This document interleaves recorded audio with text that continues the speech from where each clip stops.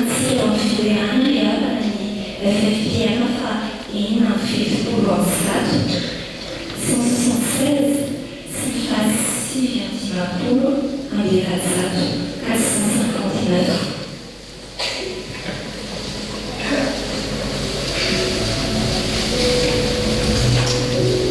Ainda atsika ambavasia ny Péricopatoana ao amin'ny asany apôstôly toko fasivy ambin'ny folo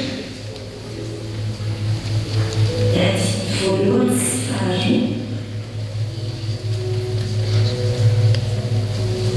Mivarotra izao zany amin'ny anaran'i Jesosy ary raha mbola takory Paolosy dia mipetiny tany ambony Paoly ka tonga tany Jesosy dia nahita mpianatra sasany teo izy ka nanao taminy hoe efa maizinareo fa mifanahy masina fomba vao mihinanareo fa ireo nanao taminy hoe tsy renay akory fa efa nomena ny fanahy masina. Fa amarinana volamena ry havana mampahatseviny Jesosy antsika.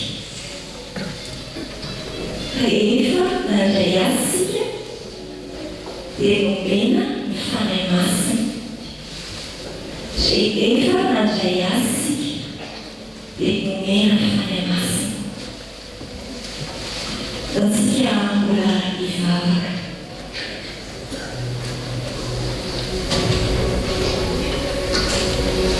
Jesosy Tompo,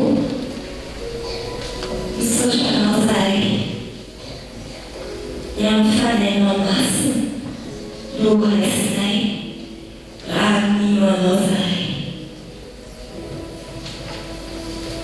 Mahatsiaro ny teninao zahay zao hoe mahatsara ny amin'ny fiainanao fa ary izay tonga ny an-danitra ianao dia andefa ny fanahy masina. Misaotra ny amin'izany fanomezana tsy haitonono zany. Ka rehefa mifoana anao zahay raha mivela tahaka amin'ireto mpianatra niresaka tamin'ny apôstôly Paoly reto. Misy manompo kanefa tsy mandray ny fanahy masina. Mamondrafo Tompo mamelany erikay.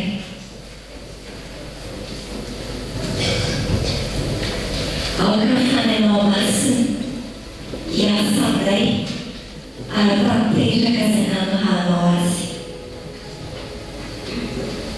Aoka fanahy masina ampitombo anay amin'ny fanahafana anao.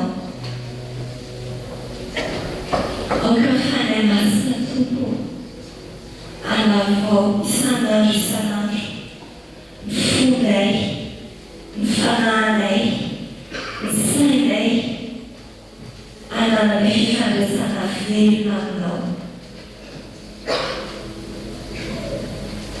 Aoka fanahinao Tompo anavao anay dia ho fiberanana ny fisinay. Amen.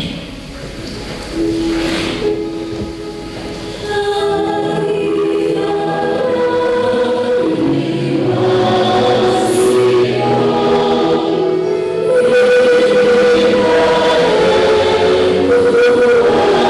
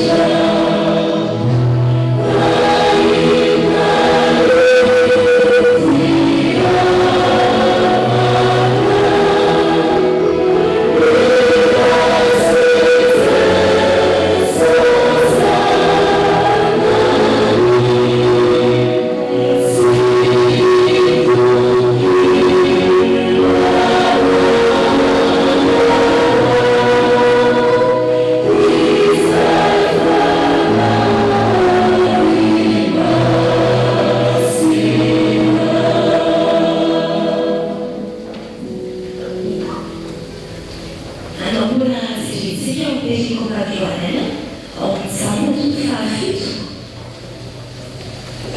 Fakisika ny fahafito ao amin'ny telopolo tapaloby sy ny fahavalo ao telopolo. Ny fahatroizatany amin'ny anaran'i Jesosy hoe ary misy olona manetaeta aokizy anatona ka hisotro. Izay mino ahy dia misy olona havelona miboliboliky avy ao ankilo araka ny voalaza ny soratra masina. Olona manamafy amintsika ny tompo-riavana izay mino azy sady hoe izay manatona azy ka misotro dia andray ny fanahy masina. Ary izay mandray ny fanahy masina tahaka izany dia ambarana eto hoe misy olona havelona miboliboliky avy ao aminy ho an'ny hafa. Alazantsika fomba hafa dia hoe izay mino an'i Jesosy ka mandray ny fanahy masina dia izy no mandray ny fitahiana be amin'ny fanahy masina ary tonga ho ara-pitahiana ho an'ny hafa. Izay mino an'i Jesosy ka mandray ny fanahy masina andray fitahiana be amin'ny fanahy masina ary ho ara-pitahiana ho an'ny hafa. Tsika mbola hivalaka idéa ny tompontsika.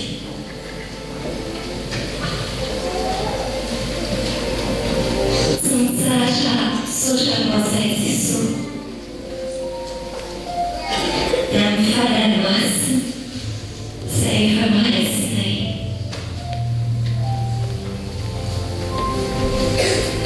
Aoka ny fanahy masina anafaka an'izay hetahitana rehetra. Aoka ny fanahy masina angalay fahafahampoa izay hetaheta-panahiny rehetra, amahy izay hetaheta-tenany rehetra.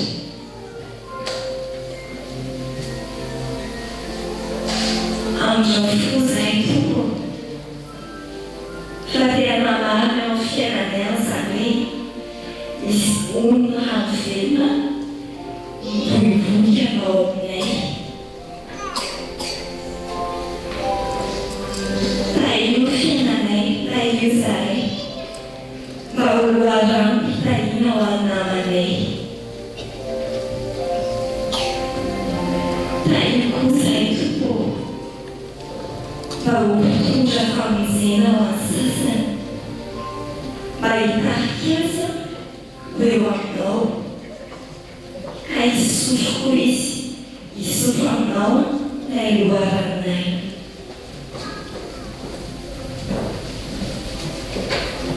Misaotra ny an'izay fitahiam-be raisinay amin'ny fanahy masina. Tahio izahay mba ho loharam-pitahiana ho an'ny hafa. Izany mahatakay Tompo. Amen.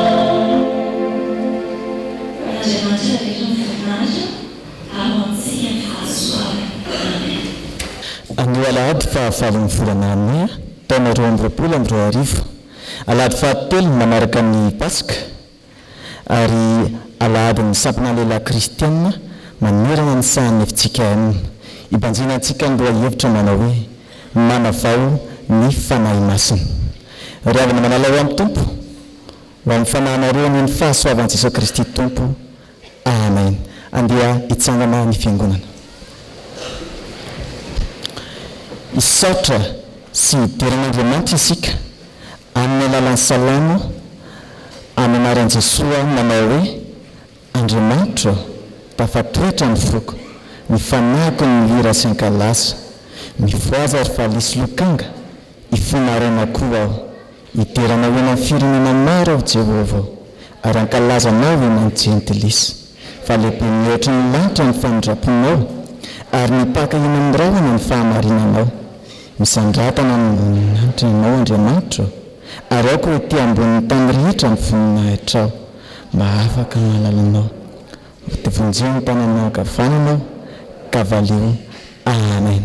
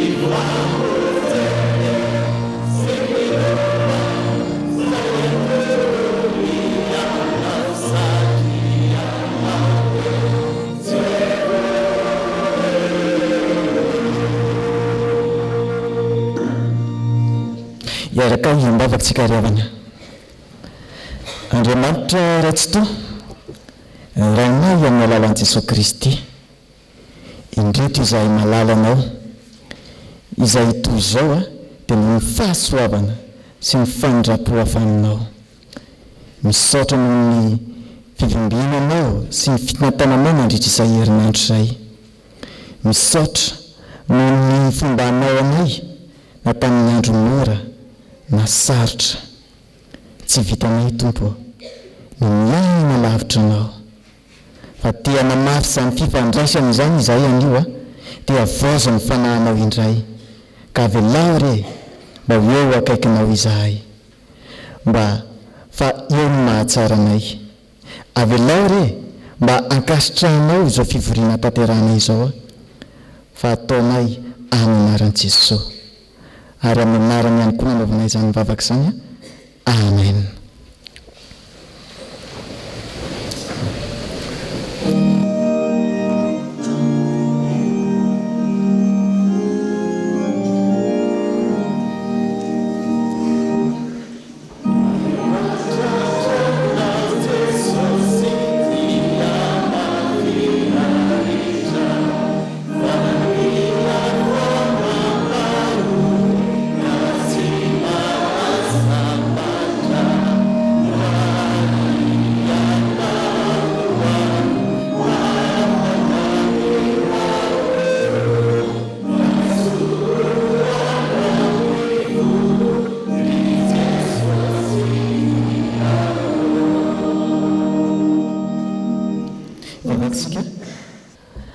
Aina ho an'izay mahazo azy ary fahasalamana ho an'ny rehetra ny teninao. Misaotra anao izahay fa avelanao hiaino izany ankehitriny. Amin'ny anaran'i Jesosy nanaovana ny mivavaka. Amen. Dia faly miarabanareo ankizy tanora indray tratry ny amin'ity anio ity ny fampianarana izay angalantsika ny afatra namin'anio dia amin'ny bokyny Jaona toko 7:7. Filazany tsara araka ny Jaona toko 7:7.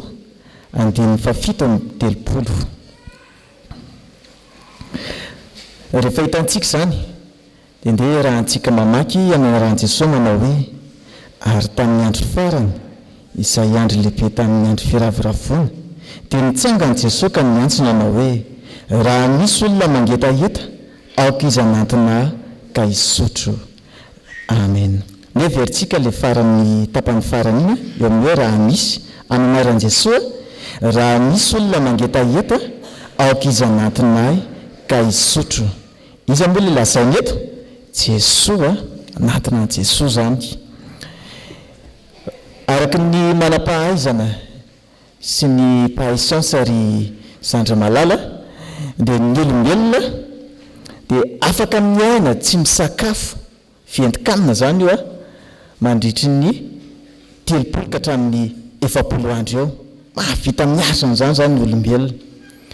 Fa amin'ny fisotroana rano kosa dia tsy mahavita ny olombelona afa-tsy ny hoe 2 ka hatramin'ny 3 andro ihany. Eo ihany ny fahasavitantsika. Ny rano zany dia tena hoe zavatra sarobidy be. Ary misy famantarana ho an'ny olona izay tsy ampy rano dia ohatra voan'ilay ataontsika hoe krampy ireny ny olona efa tsy ampy rano iny izy dia manaikitra ny krampy. Somary marary andoha ihany koa izy maimay molotra ny hodiny ny vatany eny dia somary maimaina. Misy fambara maromaro hoe fa izay nazo ambara. Dia tahaka izany koa nefa ny miaina miaraka an'i Jesosy Kristy ry sandra malala isany. Rehefa tsy mifandray amin'i Jesosy tsika ilay loharano dia inona ny zavatra mitranga mijaly ilay fanahintsika ao anatintsika ao. Matsiaro mijaly izy fa militsika manatona ilay tena loharano dia Jesosy Kristy zany. Ary ny loharano ao amin'i Jesosy Kristy tsy vidiana, tsy mila facture io fa maimay-pony io dia izao ihany koa ho an'ny kristiana ihany koa dia misy fambara. Raha tsy mifandray amin'ilay loharano io izy dia misy fambara ny olona izay ratsy fifandraisana amin'i Jesosy Kristy. Voalohany azo nambara amin'izany lasa kamokamo mivavaka izy, lasa kijijinjidina kely izany izy, fitiavanavana dia lasa tsy dia tia namana izany izy, lasa bebe fialonana ary indrindra lasa tsy dia manana le fiadanana sy fifaliana ao amin'i Jesosy Kristy ny olona izay tsy manovy rano ao amin'i Jesosy Kristy tompo. Dia misy mpambaramary ihany koa va reo koa no azo mara ankehitriny. Ry zandry malala isany andehantsika anatanteraka io soratra ambasiny io. Andeha tena hoe ataontsika izay mampangetaheta antsika an'izany Jesosy Kristy zany dia anatona Jesosy tsika igoka ilay loha rano, igoka ilay rano amin'i Jesosy Kristy.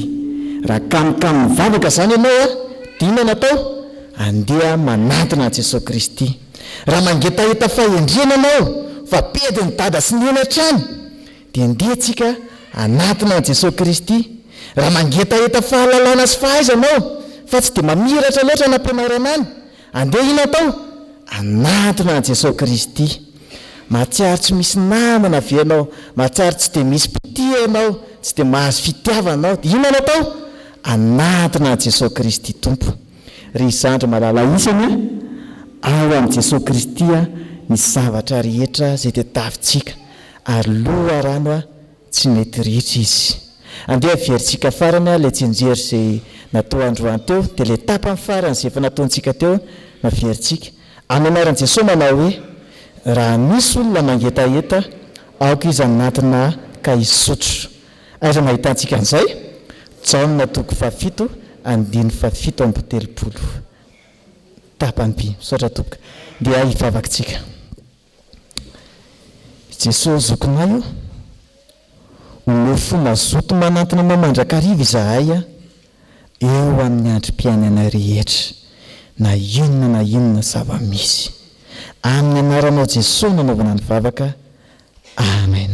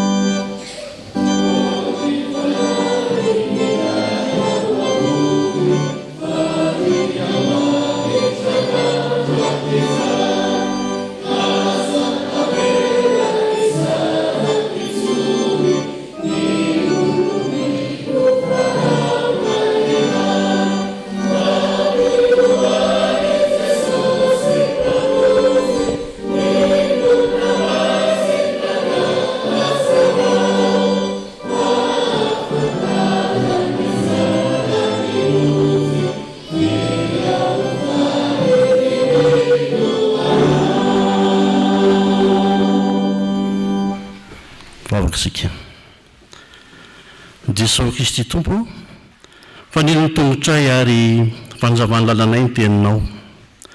Ny teninao dia fanananao voninahitra ao tamin'ny toerana maro sy tamin'ny olona maro. Dia amin'ity anio ity dia mbola anaihonao izany zay. Masina tokoa ny teninao Jesosy, ko mangataka amin'ny fanahiny eo zay. Hiasa mahery aminay izay hamaky ny teny, ary amin'ny mpanomponao izay hitondra ny hafatra ao. Ko aminaranao Jesosy no tena manisy mangataka izany vavaka izany. Amen. Iaraka maky sy anasotra masina sika ao amin'ny fanekena taloha. Bokin'ny Deutéronomia 7:7 atomboka amin'ny 15 ka hatramin'ny 12. Rehefa hita dia vakina aminaran'ny tompo. Ary Mosesy mpanompon'i Jehovah dia maty teo amin'ny tany Moaba araka ny tenin'i Jehovah.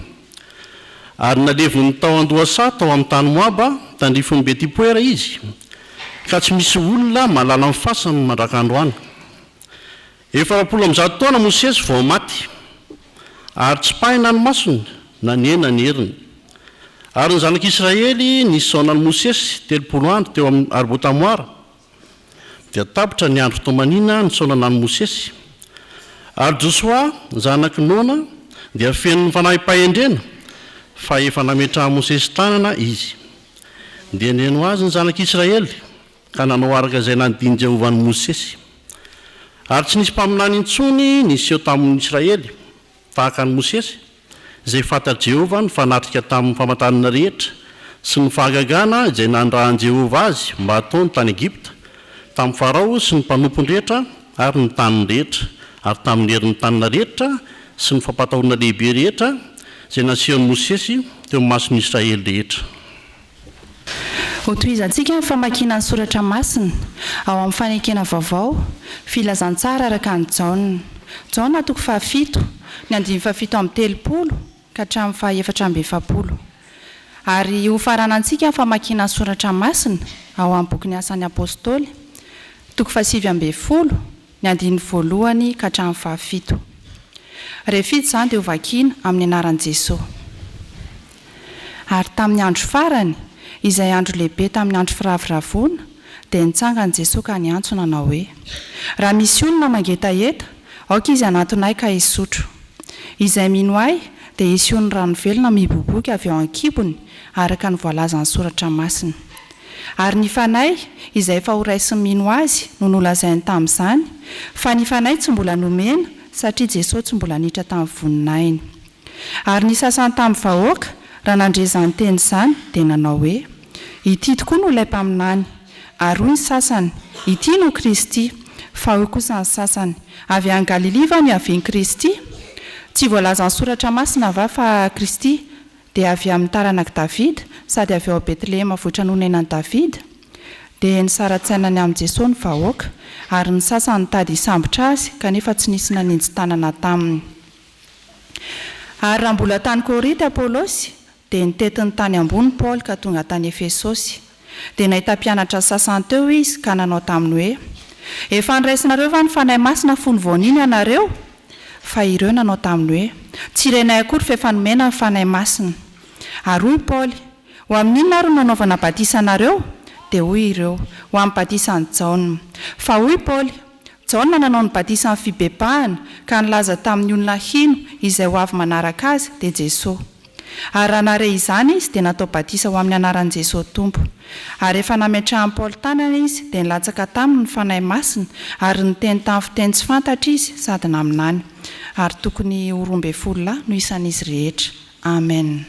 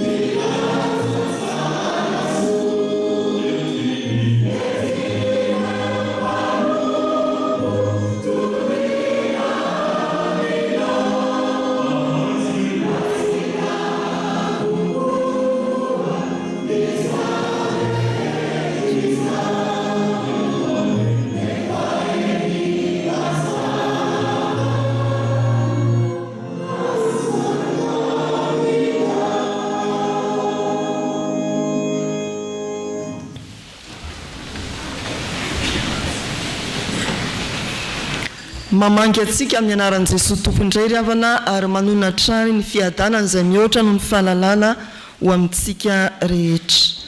Ny fanahin'Andriamanitra hanavao atsika ary ampiorina atsika amin'ny finoana ao anatin'izao fotoana ny toriteny izao. Jaona toko 7 amin'ireo efa voavaky teo dia avahantsika ny 7:30 averina trany amin'ny anaran'i Jesosy manao hoe: ary tamin'ny andro farany izay andro lehibe tamin'ny andro firavoravoana dia nitsangana Jesosy ka niantsona nanao hoe: raha misy olona mangetaheta, aoka izy anatonay ka hisotro. Jesosy Kristy mamaraparana miaraka amin'ny mpivavaka jiosy ny atao hoe andro firavoravoana ny taberna kely hitantsika amin'ny soramandry eo mpanomboana ny toko 7 izany ry havana.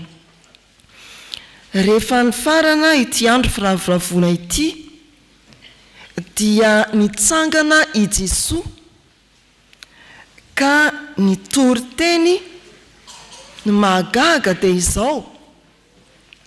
Jesoa mitory teny dia misy ny manohitra, misy ny miemotra, misy ny misaraka, misy ny resy lahatra.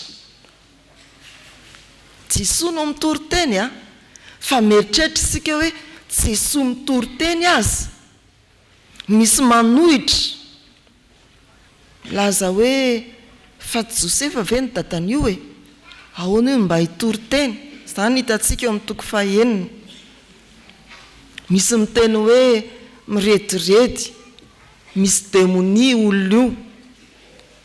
Misy mitady hisambotra ny toko 7:7 ary ao anatin'ny perikopantsika ny toko 7 ihany 4:7. Sasany tady hisambotra azy kanefa tsy nisy nanintsy tanana taminy.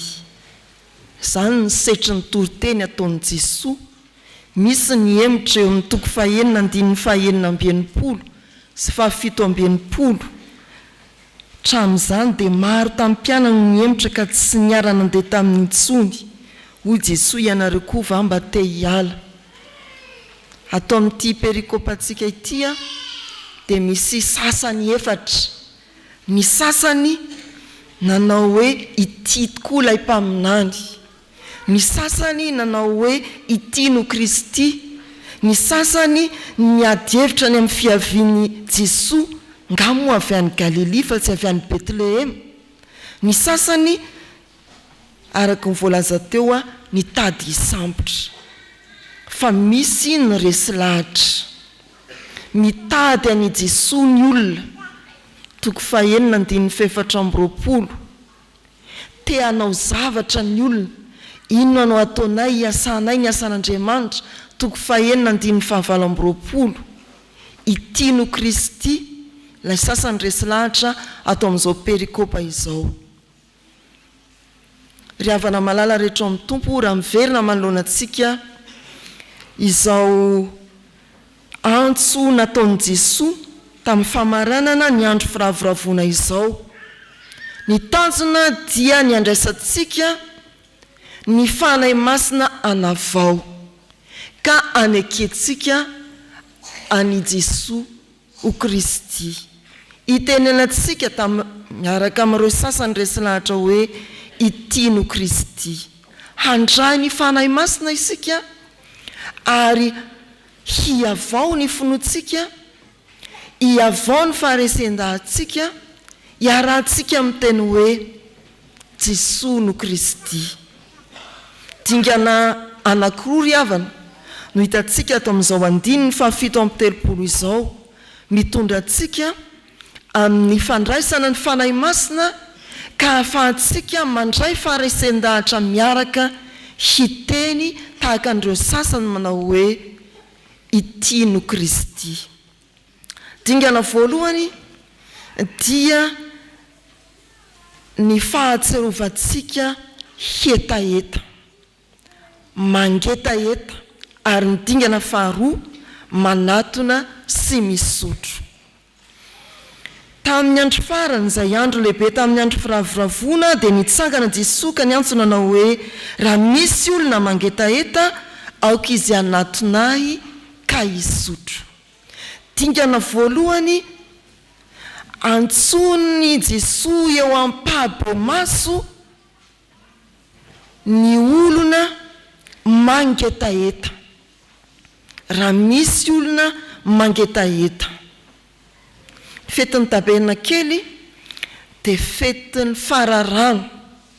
Eo am-pamaranana ny fararano tondraka ny vokatra, betsaka ny sakafo, dia faly ny olona ary mankasitraka an'Andriamanitra, manao fanatitra isanandro isanandro eo anatren'Andriamanitra, mandritra ny afotoana.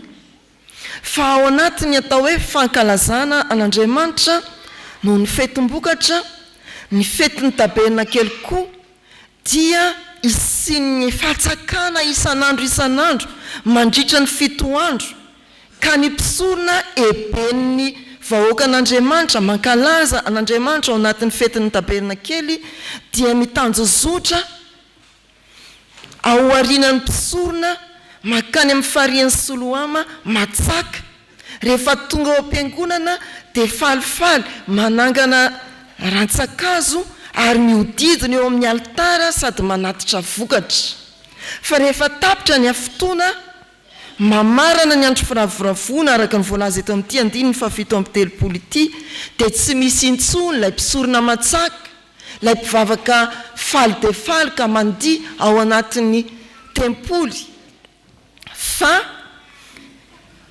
mangina tsy misy ny fahatsakana ao anatin'izany no mijoro i Jesosy ka miteny manao hoe raha misy olona mangetaheta tena fahazarana mankalaza mahatsiaro nanomezan'Andriamanitra ny rano sotroina tao Meriba mantsy izany koa no mariana ao anatin'ny fetin'ny tabernakely isin'ilay fahatsakana isan'andro fa rehefa nijoro i Jesosy tsy nisy tao amin'ny andro fahavalo ilay fahatsakana ataon'ny mpisorona dia niteny izy manao hoe raha misy mangetaheta mampieritreritra an'ireo olona avy nankalaza ny fetin'ny tabernakely amin'ny fahafenon'ny sopotra amin'ny taonazina ary mampatsiaro ny olona koa izay vao avy nankalaza ny fetin'ny tabernakely ny amin'ny nanomezan'Andriamanitra ny rano namakina ny vatolampy tonga loharano tany Meriba dia mijoro i Jesosy misy mangetaheta ve vao mbola na hoe raha misy mangetaheta dia tena hoe maneho fahamainana mianga avy any anaty tsy hoe te hisotro rano fotsiny fa tena etaeta faratapony mainatra any anatiny ilay olona ny olona tahaka izany no antsoiny i Jesosy ary tiany ho lazainy eto ianareo avy nankalaza ny fetin'ny rano io ianareo avy nankalaza feti-bokatra fijinjany io misy mangetaheta ve tena matsiaro maina any anatinao ve ianao raha misy olona mangetaheta Jesosy Kristy miantso fa izany koa dia fanambarana Isaia mpaminany any amin'ny 5:5-9 ianareo izay mangetaheta mankanesa amin'ny rano izany koa dia mbola ambarana Isaia mpaminany ao amin'ny 2:7 amin'ny fifaliana no atsakanareo rano amin'ny loharano mpamonjena etaeta lalina fahatsiarovana ho maina fitadiavana famonjena tena fitadiavana an'Andriamanitra ny etaeta lazainy eto ry havana antso ho an'ny olona rehetra ny tenin'i Jesosy manao hoe raha misy mangetaheta raha misy tena mahatsiaro mijaly ny etaeta mitady fatratra rano hosotroiny raha misy ao anatin'ireo olona be dia be vao ny faly vao ny totorebika feno ny sompotra any hoe tsy hisy sakafo nankalaza ny fetin'ny rano raha misy mangetaheta Jesosy Kristy tsy manao hoe aoka ianareo angetaheta fa izy miteny hoe raha misy olona mangetaheta tsy fihetsiketsehana manodidina ny altara nanaovana fanatitra fanateram-bokatra na ny obiana no ny fetin'ny rano no zava-dehibe fa ianao mahatsiaro mangetaheta tena mahatsiaro mangetaheta mitady fatratra rano hosotroana, mitady fatratra ny fahasoavan'Andriamanitra, mitady fatratra ilay loharano mpamonjena. Misy fampiomanana ny anay aman-jery hoe ho lany io mitahiry-tsakafo roviana hony ohatra ny any amin'ny volana Aogositra any ary iainantsika ny tsy fahampin-drano maneran-tany, ny fahatapahan-drano amin'ny fotoana matetika. Dia hitantsika izany hirifiriny hoe mangetaheta tsisy rano. Raha mbola tsisy ny sakafo araka ny voalazan'ny mpiara-miasa teo tao amin'ny 10 minitra azo andeferana izany. Fa raha ny rano tsy misy mangetana izao tontolo izao, tena loza anampy loza izany. Raha ny rano tsy misy, raha mbola sakafo ny fongana azo andeferana, mbola azo arenina izany. Fa rehefa ny rano tsy misy, tsisy azo atao. Amintsika rehetrareto ary havana, miteny ampabe maso i Jesosy raha mampatsiaro ny perikopa ny amin'ny teniny manao hoe raha misy olona mangetaheta. Miantso atsika, miantso fahatserovatena avy amintsika i Jesosy, tena maina ve ianao, mangetaheta famonjena lalina ve ianao, hatrany anatinao ve ny fahatsapanao, fa mila famonjena ianao, tena mangetaheta ianao. Iombonanao ve ny feon'ny mpanao salamo ao amin'ny salamo 7:20 manao hoe mitady ianao fantatrao, mangetaheta anao ny fanaiko. Ry havana malala rehetra ao amin'ny Tompo, antsona ny fahatserovantsika tena, antsona ny fahatserovatena ny fiangonana mba tena atsapa ny etaeta ny lalina ny amin'ny famonjena. Raha misy mangetaheta, miantso atsika i Jesosy hatsiaro fa tena mangetaheta, mba tsy enao ny miteny hoe aiza zay mangetaheta eo. Fa samy hatsiaro mihitsy sika hoe mangetaheta, ahafahana manambara amin'i Jesosy, Jesosy mangetaheta, azahoana mitodika amin'i Jesosy. Olona tena mangetaheta, fanavaozana marina ianao, tena mitady an'Andriamanitra fatratra ianao ary mangetaheta ny Jesosy ny fanahinao. Aoka atsiaro teny sika ry havana, tsy andeha ankaravona tahaka ny zanak'Israely mamarana ny fetin'ny tabernakely, na mandeha ampahazarana mihodidina alitara manatitra vokatra, manao rakitra, fa atolory amin'ireny fotoana ireny amin'ny fanimpom-pivavahana tahaka izao, ny hetaheta-pamonjeny miaingany anatinao eo anatreny Jesosy ilay miteny manao hoe raha misy mangetaheta, dia tonony anatinao, miainga avy amin'ny fanahinao, ny etahetanao marina. Jesosy mangetahetanao ny fanaiko. Ny faharoa, dingana faharoa azotsika mioty ny fanavozan'ny fanahy ka anaika ny Jesosy Kristy dia ny fanatonana. Aoka izy anatona ka hisotro, manatona ka misotro. Ny olona manatona sy mino ny Jesosy no omena ny fanahy masina ary hisitraka ny fanavaozana entin'izany fanahy masina izany. Ny voambolana hoe manatona dia entina milaza olona miala amin'ny toerana izay nisy azy ary miseho imasom-bahoaka, manatanteraka an'izany fialana izany dia manatona izay atonony. Raha Jesosy zany no miteny hoe aoka izy anatona ka hisotro, dia te hiantso antsika hiala amin'ny toerana misy antsika, tsy homenatra fa tena hijoro ao anatin'ilay vahoaka be tahaka ny Jiosy mamarana ny fetin'ny tabernakely. Hijoro ao, ilaza fa mangetahita famonjena ary andray ny famonjena mba hampitony ny etaetako.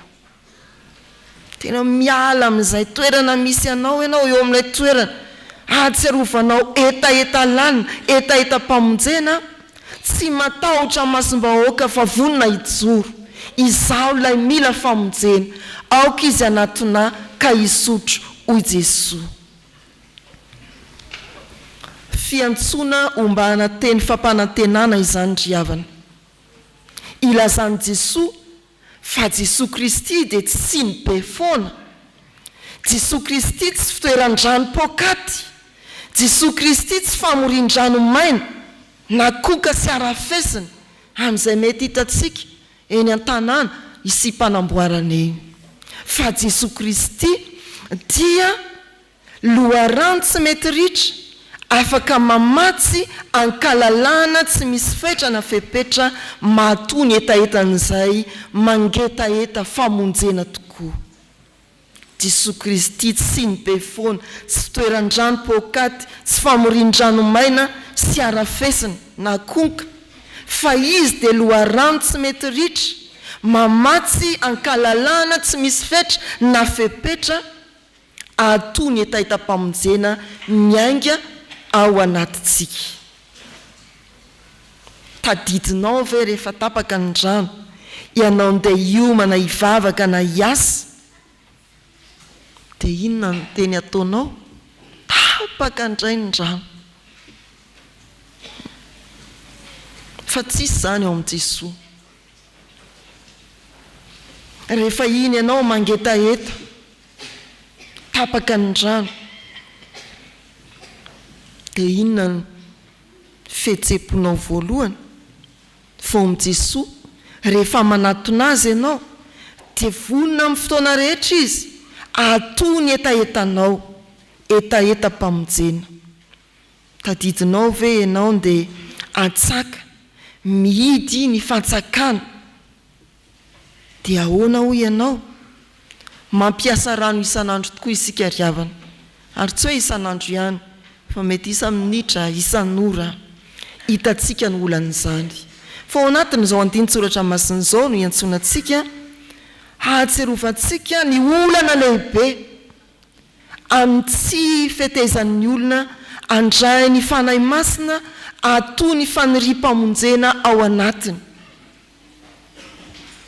Ao anatin'izao perikopa izao no ahitantsika ny alehibe ny olana eo amin'ny fiarahamonina tsy mety mandray ny fanahy masina ka tsy tonga amin'ny fanekena ny Kristy. Maina izao tontolo izao, mangetaeta fa tsy mahafantatra hoe inona ny tena tadiaviny, ny tenany, ny sainy, ny fanahiny, iza ny tena katsahany.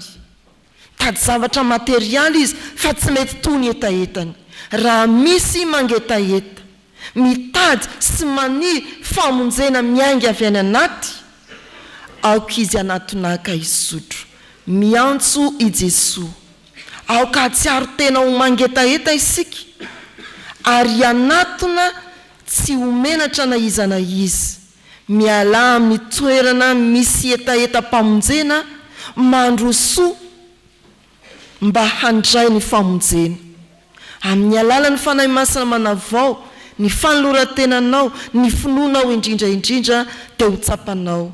Fa loharano tovozy tsy ritra ny amin'ny famonjena i Jesosy Kristy. Ry havana malala tamin'ity anio ity, manoloana ny jaona toko 7:7-7 dia antsoina isika atsiaro fa misy etaeta tiany Jesosy Kristy mba ho vonjena, ho fenona ao anatinao, etaeta-pamonjena. Ary ambarany fa raha mangetaeta famonjena marina ianao dia manatona azy mba hisotro, fa loharano tsy mety ritra izy. Ahatanteraka izany raisoa ny fanahy masina, hanavao ny etaeta-pamonjena ao anatinao, ary hanavao ny herinao ahafanao mandray ny Jesosy Kristy, itenenana tahaka ny sasany manao hoe ity no Kristy. Ho an'Andriamanitra ny voninahitra. Amen.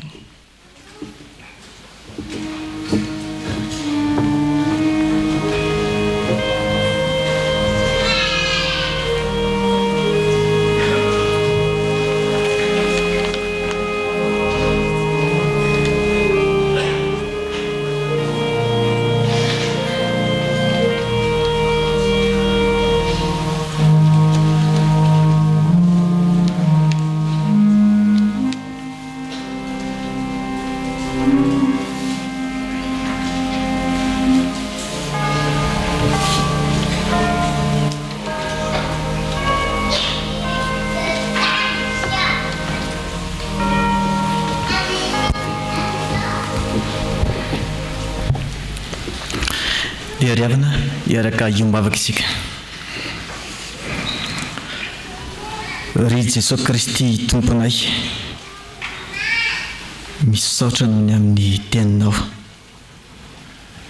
Fantatray marina dia marina tokoa ankehitriny fa tena very izahay fa ao aminao ny famonjena. Ary izahay reto ilay mitady ameno zany etaeta zany amin'ny fomba maro samihafa ety amin'ity mbon'ity tany ity.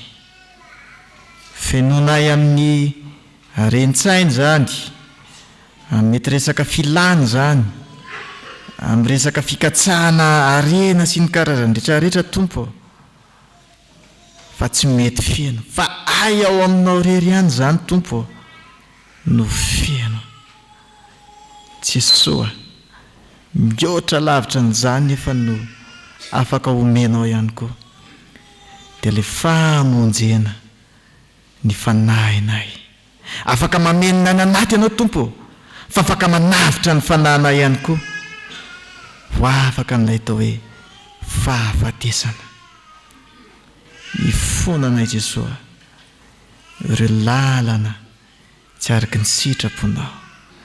Ifonanay fa tsy mba nahatsiaro nangetaetanao akory izahay fa nitadina meno an'izany tamin'ny fomba hafa ka mba ianoho ny fifonana mangina fa ianao mahafantatra izay lalana rehetra izay nalehanay ka ianoho Jesosy izany vavaka mangina izany.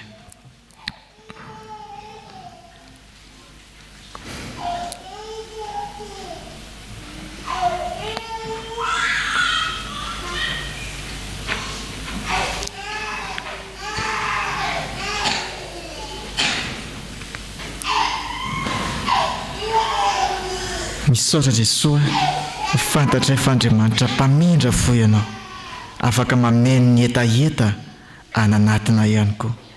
Amin'ny anaranao Jesosy no anaovana ny vavaka. Amen.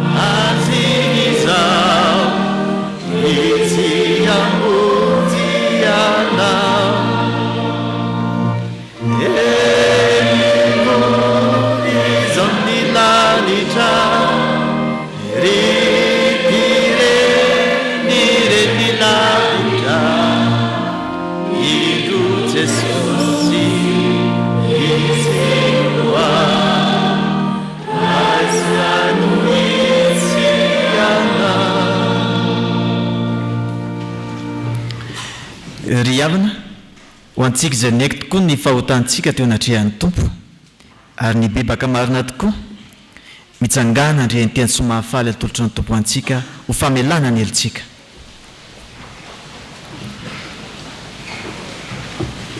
Ho ny tompo aminao satria ny noanatra ianao ka naneritry-tena teo anatrehako izaho efa niaino. Aza matahotra ianao fa efa nanavitra anao aho, efa niantso ny anaranao aho ianao. Izao dia izao no mamono ny fahadisoanao ary tsy ho tsarovako ny fahotanao. Ambara amin'ny anaran'ny tompo fa voavelany elikareo no ny anaran'ny masina. Amen. Miderany anarany. Sambatrany olona iza favelany helony sy voasarona ny fahotany.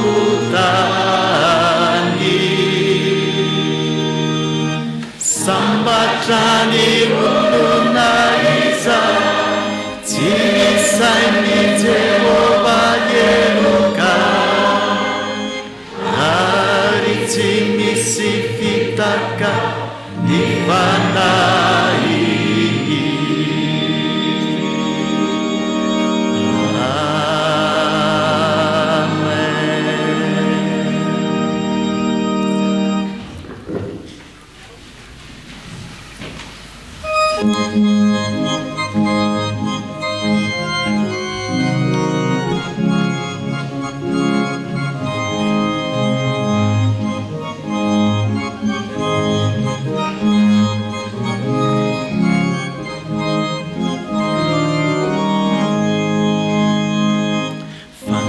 fazanizany mahagaga toko nomeny Jesova irery mazambany fanahy mahafapo nomeny Jesova irery atrameny saute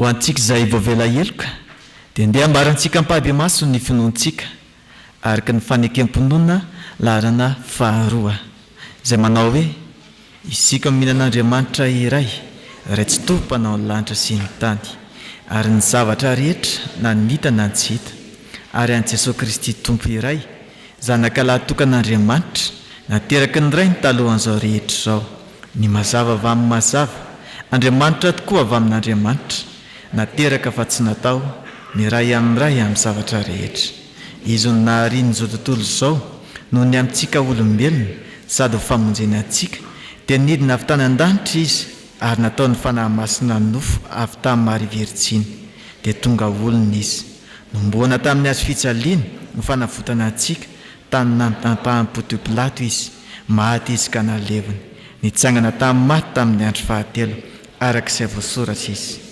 niakatra ho anan-danitra izy ary mipetraka eo an-tanankavanany iray avy any eo viany indray amin'ny voninahitra hitsara ny velona sy ny maty ary mandrakizay ny fanjakana isika mino ny fanahy masina tompo sady mpanome ihany izay avy amin'ny ray sy ny zanaka ka hitsaona sy ankalazaina miaraka ny ray sy ny zanaka izy dia niteny tamin'ny vavampaminany isika mino ny fiangonana iray miorina amin'ny fanambaran'ny apôstôly ary manerina izao tontolo izao isika mino ny batisa iray ho famelan-keloka sady manantena ny fitsanganan'ny maty ary ny fiainana mandrakizay amen aoka hipetraka ny fiangonana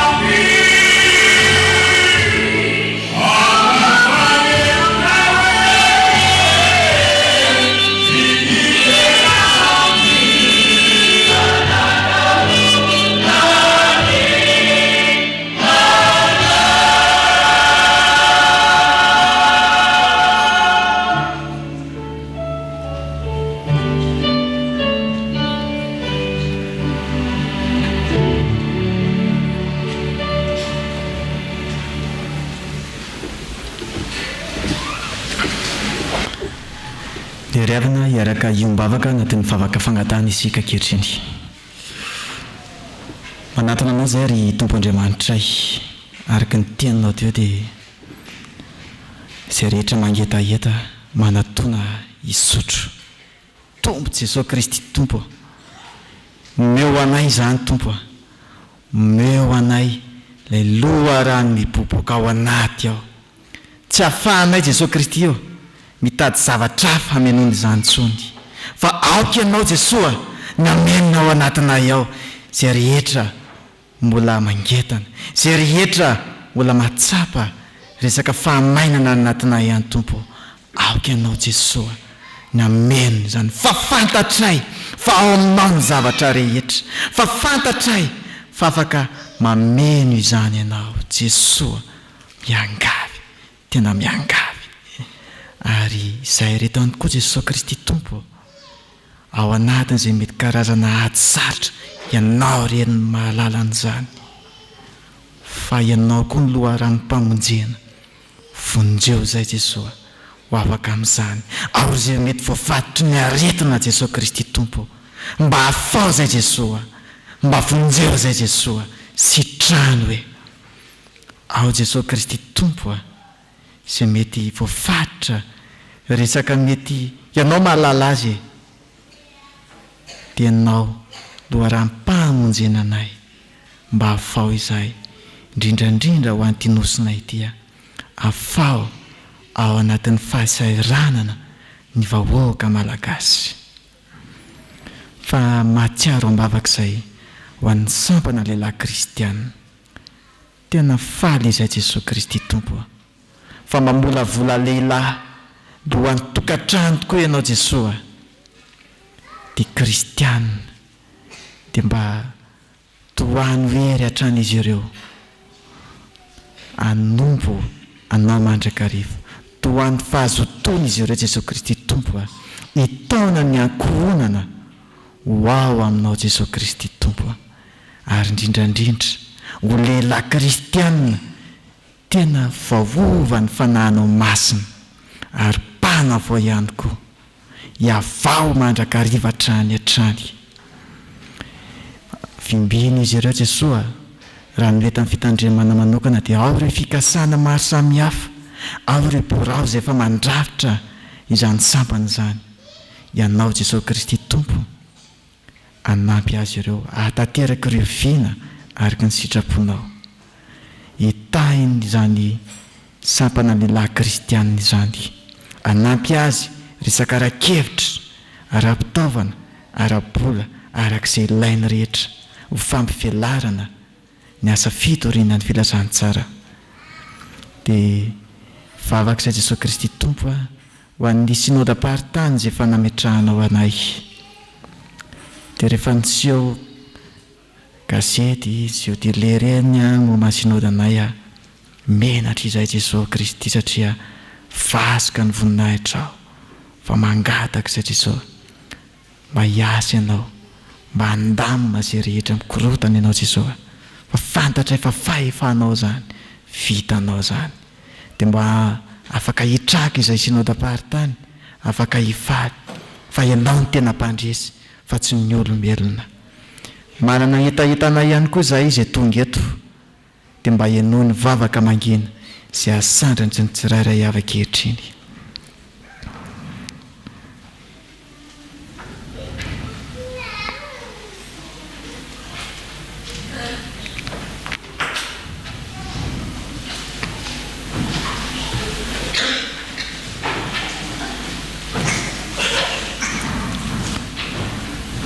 Misaotra Tompo fa Andriamanitra mpiamivavaka ianao ny vavaka izay nataonay dia nataonay amin'ny anaranao Jesosy Kristy Tompo, ary ampiarahanay amin'ilay vavaka izay efa nampianarinao manao hoe rainay zo an-danitra ho amasiny ny anaranao, ho tongany ny fanjakanao, ataonay sitraponao ny tia-tany tako ny an-danitra. Mehona an'io ny anasazo anay ary mamelany elokay tahaka namelany izay meloka taminay, ary mitondra anay amin'ny fakapanahy mba manafahany amin'ny ratsy, anao ny fanjakanay sy ny hery ary voninahitra mandrakizay. Amen. Tonga eo amin'ny famaranana ny fanompoam-pivavahana isika, dia ny hira voalahatra no mitondra antsika amin'ny fandraisana ny tsoldrano.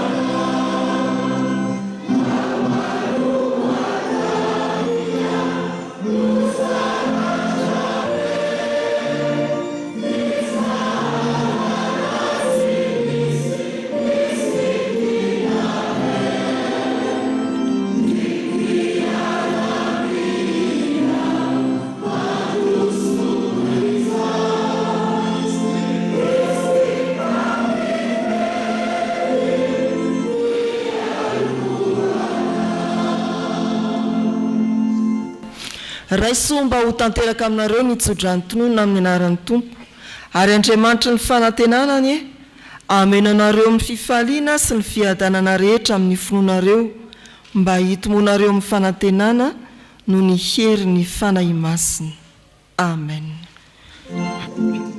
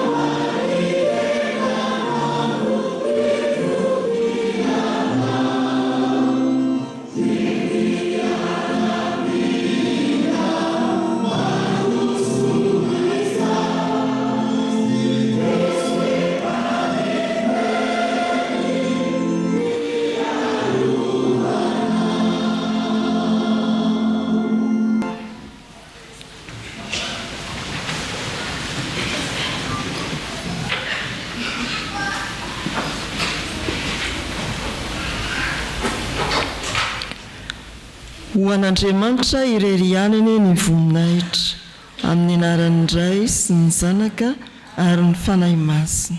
Amen.